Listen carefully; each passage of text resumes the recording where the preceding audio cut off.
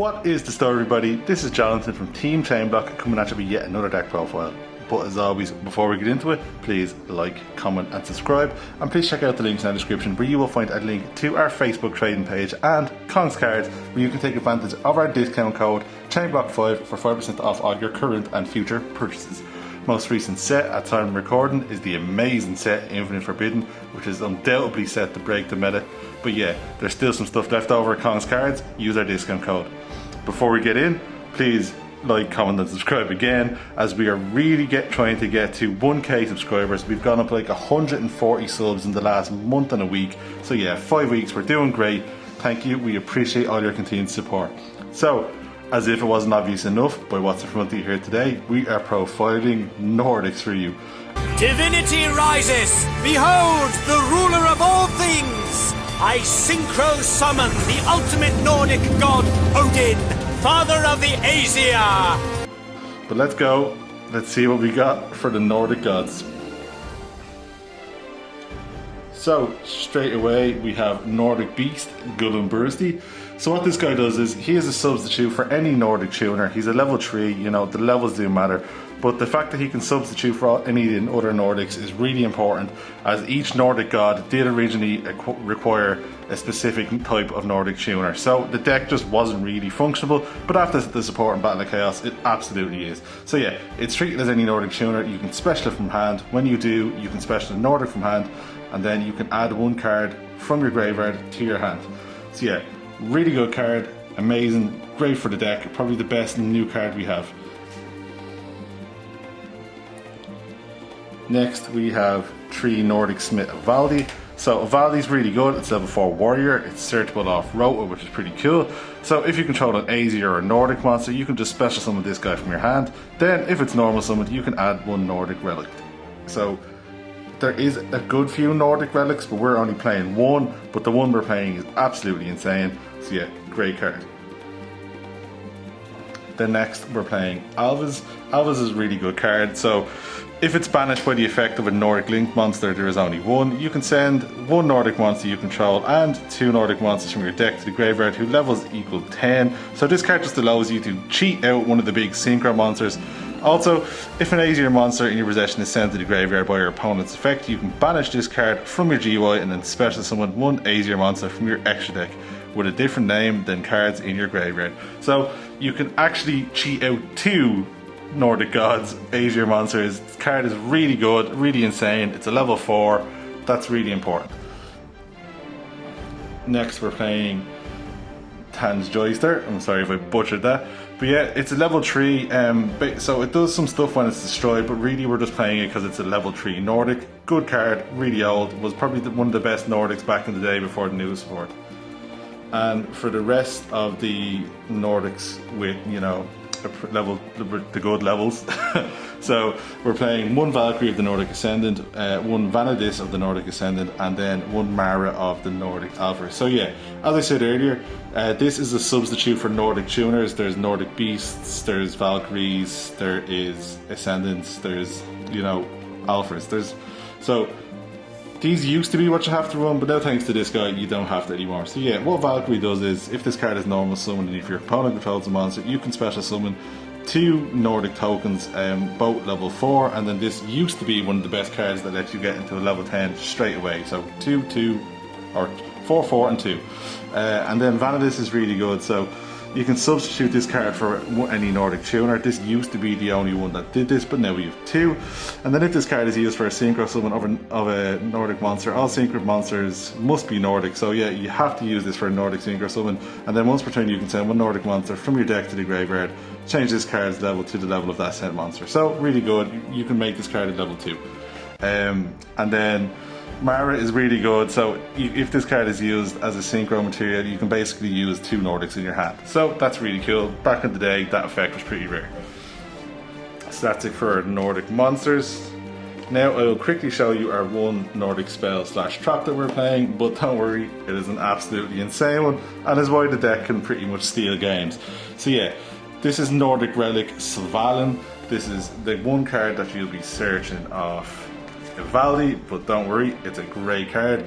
So yeah, what Svalin does is, if you control an Aesir monster, so that's the gods, any one of them, you can negate the effects of all face-up cards your opponent currently controls. All face-up cards. It negates your opponent's field, and it activates until the end of the turn, and you contribute one Nordic monster and then target one Aesir monster in your graveyard and special summon it, so it also brings an Aesir monster back if your opponent deals with it. Absolutely insane. Best card in the deck. Now, we're going into an engine that just makes the deck much better. 3 Water Entrances, 1 Griffin Rider, 2 Rai, 1 Faithful, 1 Dracoback, and there's a token.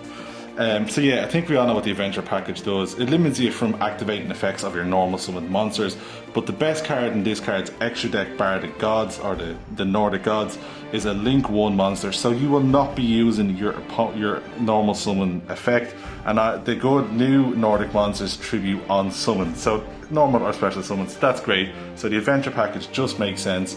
Water Entrances is level 3, Griffin is a level 7, and you know, like as I said, this can substitute for anything, so 3 and 7. So you can just leave the adventure package up for its obvious negate, but it just helps you synchro climb into multiple Aesir monsters. That's it for the adventure package. Now we're going into the funniest card in the deck, without question. 3 Hippo Carnival. So what Hippo Carnival does is it summons 3 Hippo tokens. And we do have the Hippo tokens. Yeah, so it summons 3 Hippo tokens, but then you cannot summon unless while these tokens are on the field, essentially. But there's ways around that. For the rest of the turn, it essentially locks you into these tokens, but we have a funny way to deal with that. So I'll get into that when we get into the extra deck. So just for some staple monsters, we have 3 Ash Blossom and 3 Fenrir. These cards are just insane for the obvious reason that they're just some of the best staples in Yu-Gi-Oh! Also, just their levels kind of matter. Level 7, level 3. Fenrir adding another card to discard off of the adventure package is really good as well. Also, for a spell we're playing now, we are also playing 3 Small World, a card that you don't really get to use as much as we thought, and yeah, these also come in handy for this to get you to your Nordic stuff. So yeah, 3 Small World in our spell staples, 3 Pot Prosperity to dig, 1 Cowboy, and 1 Foolish Burial. Cowboy is Cowboy, Pot is for digging, and then Foolish gets you into your adventure engine, or it can send the Alvis, which as I said does a lot in GY. That's it for the main deck. Now we'll go into the extra deck. So yeah, we'll start off with the gods. 2 Odin, 2 Thor, and 1 Loki. Odin is without question the best one. So what Odin does is he makes himself unaffected by spell and traps. He is 4k, he is the biggest, and each one of these guys can special summon themselves back by banishing their respective tuner. When Odin is destroyed, you can draw 1 card and he special summons himself back. When Thor comes back, he does 8k or 800. Wish it was 8k. When Loki comes back, you can add a trap card from your hand. So if Loki comes back and something happens to this, you can get this back. Loki negates a spell and trap in the battle phase. It's just a spell and trap negate in the battle phase. And then Thor can negate the effects of all monsters your opponent currently controls. So really good. Now we'll go into the rest of the synchro monsters. So we have 1 Chen-Ying, it's probably the best level 10 now since Hulk is gone. And then we have a new card, Arms of Gen X Return 0. So this is a level 10 synchro monster. It requires a dark tuner. We do have a dark tuner. Also, it banishes whatever attribute of the effect of a monster is activating to essentially negate the effect. So what that means is we have any number of attributes in this deck. We have dark, we have earth, we have light, we have water, and we have fire. So if your opponent activates a monster effect while any of them are in your graveyard, you can banish it and negate the effect. Really, really good. Probably one of the first decks I've made that can take good advantage of this card. Next we have 3 of the Link monster I was talking about, 3 Gulveg. best Nordic extra deck monster, better than the gods because they're a bit old, just because it's what gets you into them. So, as I said earlier, with Hippo Carnival and the tokens while up on the field lock you from summoning anything else. But what you do is, as Hippo Carnival is a quick effect card, you chain it to this card's summon, and then if this card is linked summon, you can banish 3 cards from your hand or field, and if you do, special summon that many Nordic monsters from your deck in defense position. So what happens here is you will link your normal summoned Nordic monster into Gulveg, you will chain Hippo Carnival to its summon, thus generating you 3 tokens, and then straight away you will banish the 3 hippos with Gulveg and then special summon out 3 Nordics. That will make usually a synchro 10, and yeah, just pop off. That is the combo. Really good card. For the rest of the extra deck, we're playing 1 SP Little Knight, 1 of the Noon card, Moon of the Closed Heaven. This lets you target a face-up monster that this card points to, and then it can be used for the link summon of a link 5 monster. So, with that, we'll obviously be going into Underworld Goddess. Great card. Thank God this is a normal or a common. Thank you, Konami, for doing something nice. 1 Rare Cannon Gustav Max for time. We do play a lot of level 10 monsters. And then 1 Varudis for an Omni Negate and a Pop and Destroy when it's negated. As I said, we do play a lot of level 10s. So guys, that is it for the deck profile. That's it for the extra deck. Again, please like, comment and subscribe. Please check out the links in our description where you can find Kong's cards. Again, ChainBlock 5. And yeah, help us get to 1k. We really appreciate all your support, and see ya.